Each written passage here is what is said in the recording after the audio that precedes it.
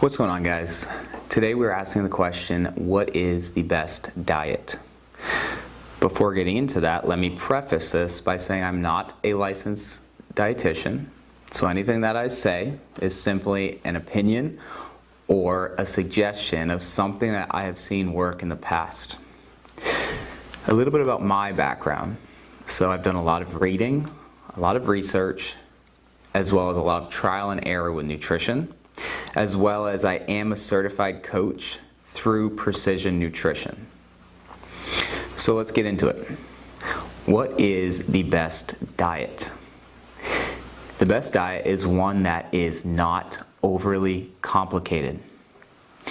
Society tends to create way too much complication with this subject, where one day we're told one thing about a certain diet and another day it's completely different.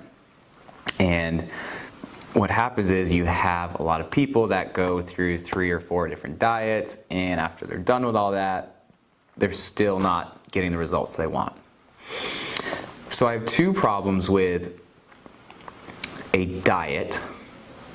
One being a diet starts people with a negative connotation of a short-term gain. And something that's not sustainable.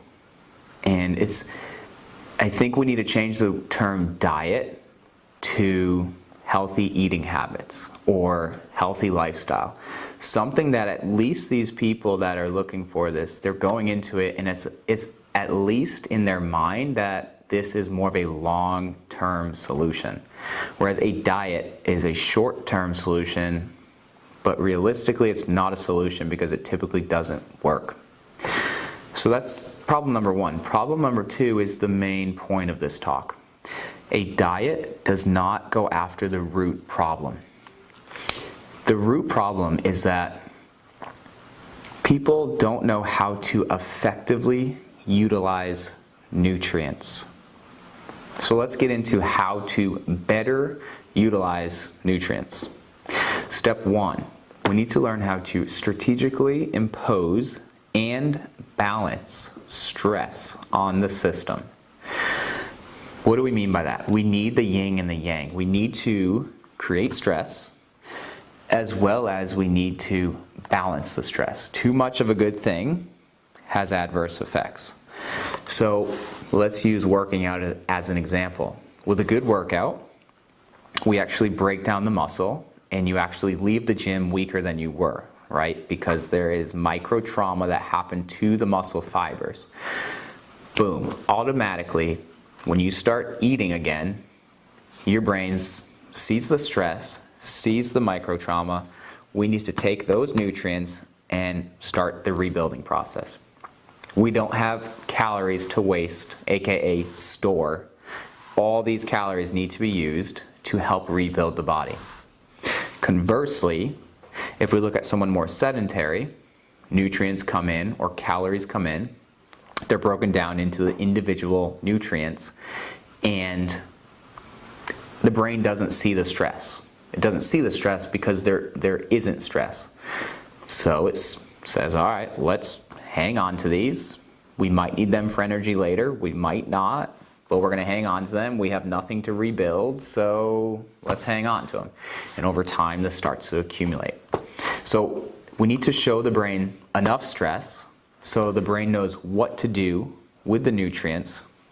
And then typically, once you can effectively utilize those nutrients, people start losing weight, gaining muscle mass, all the stuff that they're looking to do. So that's number 1. Number 2, we need to learn how to habitually move. Create habits of movement. I think one of the greatest sayings is movement is medicine. I'm sure people have heard it. But I think that is exactly true. Because if you look at any pathology, dysfunction, impairment, typically, if it's not the main problem, it's part of the problem, is that it started from a lack of movement. When we physiologically are stagnant, when things aren't flowing, typically it leads to pathology, dysfunction, and impairments.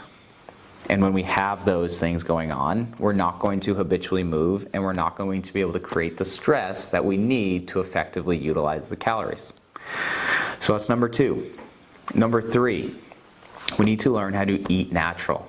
Now, protein, carbohydrates, and fats, otherwise known as macronutrients, are extremely important, but I want to keep with the theme of keeping things simple. So let's not worry about it. And typically, natural foods are going to be lower in calories and better in the macronutrient scheme of things. So for someone looking to lose weight, typically eating natural is a pretty safe way to go. I want to look at it at the standpoint of typically more natural foods are less inflammatory.